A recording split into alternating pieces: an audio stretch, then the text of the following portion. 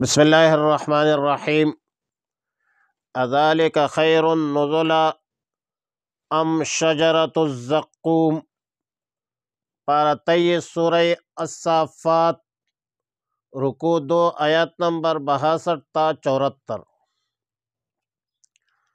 جنت اور دوزخ کے کچھ حالات بیان کرنے کے بعد ہر انسان کو موازنہ کی دعوت فکر ہے کہ کون سے حالات بہتر ہے، خیر النزلا یا شجرۃ الزقوم، جنتیوں کی نعمتیں بہتر یا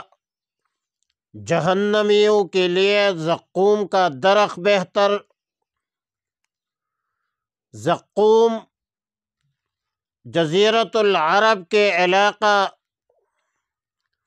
تہامہ میں پایا جاتا ہے، اور علامہ آلوسی رحمہ اللہ لکھتے ہیں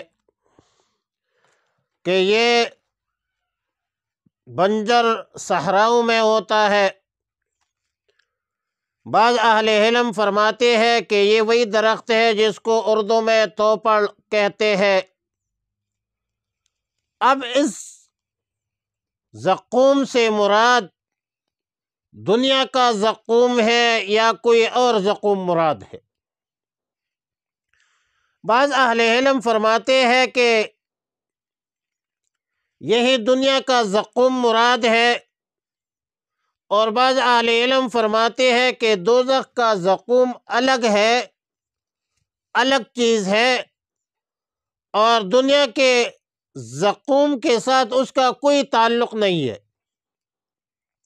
بظاہر ایسا معلوم ہوتا ہے کہ جس طرح سانپ، بچھو وغیرہ دنیا میں بھی ہوتے ہیں، اسی طرح دوزخ میں بھی ہوں گے، لیکن دوزخ کے سانپ بچھو دنیا کے سانپ بچھو سے کئی زیادہ خوفناک اور ہیبت ناک اور خطرناک ہے۔ اس طرح دوزخ کا زقوم بھی اپنے جنس کے اعتبار سے تو دنیا ہی کی زقوم کی طرح ہوگا،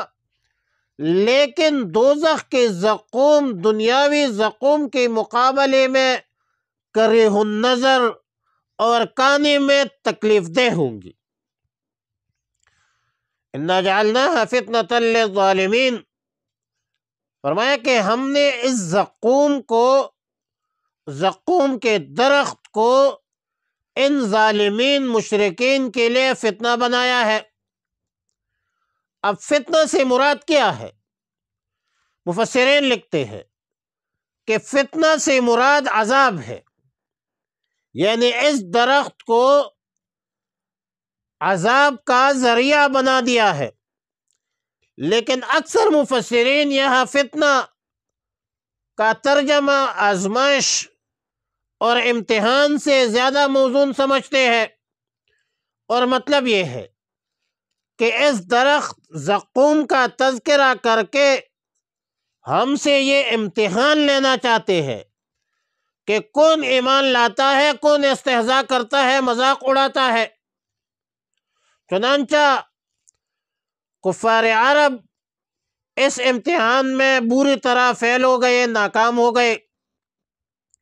اور ایمان لانے کے بجائے اس نے تمسخر شروع کیا، استہزاء کا طریقہ اپنایا۔ اور جب قرآن کریم کی یہ آیات کریمہ نازل ہوئی جس میں زقوم کا جہنمیوں کے لیے زقوم کے کھلانے کا ذکر تھا، تو ابو جہل نے اپنے دوستوں سے کہا، ساتھیوں سے کہا کہ تمہارا دوست سیدنا محمد صلی اللہ علیہ وسلم تو کہتا ہے کہ آگ میں ایک درخت ہے، آگ میں ایک درخت اگتا ہے، حالانکہ آگ درخت کو کھاتی ہے۔ اور خدا کی قسم ہم تو یہ جانتے ہیں کہ زقوم کھجور اور مکن کو کہتے ہیں، تو آؤ یہ کھجور اور مکھن جو ہے کھا لو، قذافی در منصور۔ اصل بات تو بھی یہ تقریباً ہے کہ زقوم بربری زبان میں کھجور اور مکھن کو کہتے ہیں، اس لیے ان بدبختوں نے استہزاء کا یہ طریقہ اختیار کیا۔ اللہ تعالیٰ نے ایک ہی جملہ میں جواب دیا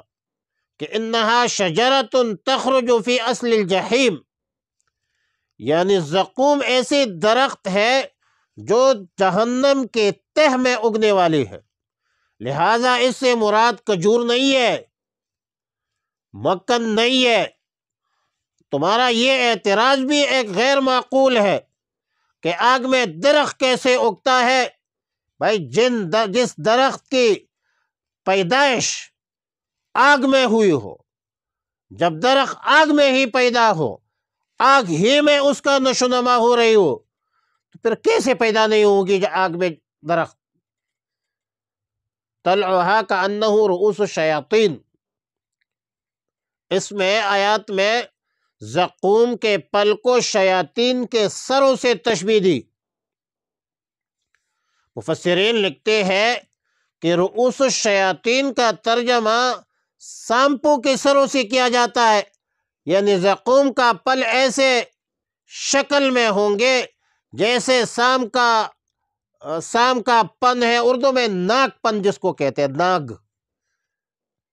ناگ جس کو کہتے ہیں، اور زقوم کا پل اپنی بدصورتی میں شیطانوں کے سروں کی طرح ہوتا ہے، اور تشبیہ کا مقصد انتہائی درجے کی بدصورتی، بدشکلی کا بیان مقصود ہے۔ اور پھر یہ جو زقوم ہے ان بدبختوں کے پیٹ میں چلے جائیں گے، یہ کھائیں گے۔ فَإِنَّهُمْ لَآكِلُونَ مِنْهَا فَمَالِئُونَ مِنْهَا الْبُطُونَ، بھر لیں گے ان کے پیٹ ان سے، اور پھر اس کے اوپر اس پر پیپ ملے جو ہے لشوبا من حمیم، کھولتے پانی سے اس پر ڈالا جائے گا ان کے پیٹوں میں۔ یہ سزا ہے ان لوگوں کا، جہنمیوں کا، جنہیں نے گمراہی ضلالت کا راستہ اختیار کیا اور اپنے آباء و اجداد کے گمراہی کا راستہ اپنایا ہے۔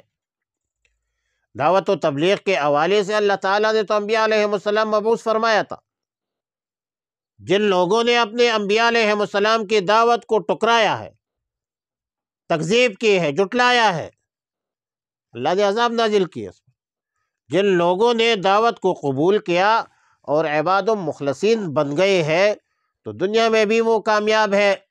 اور ظاہر ہے کہ آخرت میں بھی کامیاب ہے، کیونکہ دنیا اور آخرت کی کامیابی تو اللہ تعالیٰ نے اپنے دین میں رکھی ہے۔ اذالک خیر، کیا یہ اچھی ہے، بہتر ہے، نزلاً مہمانی، ام شجرۃ الزقوم، یا درخت توپر کا، انا جعلناہا، بے شک ہم نے بنایا ہے اس کو، فتنتاً ایک آزمائش، للظالمین، ظالمین کے لیے، انہا شجرتن، بے شک وہ ایک درخت ہے، تخرج جو اگتا ہے، فی اصل الجحیم، جہنم کے تہ میں، طلعها، اس کا خوشہ، کأنہ رؤوس الشیاطین، گویا کہ وہ پن ہے سانپوں کے، فإنہم لآکلون، پس بے شک وہ ضرور کھائیں گے، منہا، اس میں سے، فمالئون، پھر بھر لیں گے، منہا، اس سے، البطون، پیٹ، ثم ان لہم علیہا، پھر بے شک ان کے لیے اس کے اوپر سے، لشوباً، پیپ ملی ہوئی، من حمیم، پیپ ملی ہوئی پانی، من حمیم، کھولتے ہوئے پانی سے وہ پلایا جائے گا، گرم پانی، ثم ان مرجعہم، پھر بے شک ان کا لوٹنا ہے، الی الجحیم، ہوگا دوزخ کی طرف، انہم الفوا آباءہم، بے شک انہوں نے پایا تھا اپنے آباء و اجداد کو، ضالین، گمراہ، فہم علی آثارہم یہرعون، پس وہ ان کے قدم و نقش قدم پر دوڑتے جاتے تھے، وَلَقَدْ ضَلَّ قَبْلَهُمْ، اور گمراہ ہو چکے ہیں ان سے پہلے، اکثر الاولین، بہت سے اگلے لوگ، وَلَقَدْ أَرْسَلْنَا فِيهِمْ مُنذِرِينَ، اور بے شک ہم نے بھیجے تھے ان میں بھی ڈرانے والے، فانظر پس غور کیجئے، کیف کانا کیسا ہوا عاقبۃ المنذرین انجام ان کا جن کو ڈرایا گیا تھا، الا عباد اللہ المخلصین مگر جو بندے اللہ کے لیے خاص ہوئے ہیں، جن لوگوں نے اللہ کی عبادت اختیار کی ہے، بندگی اختیار کی ہے، تو بندگی تو کامیابی کا ذریعہ ہے، زندگی کا مقصد تو بندگی ہے، زندگی آمد برائے بندگی، زندگی بے بندگی شرمندگی۔ صلی اللہ علی النبی الامی الکریم۔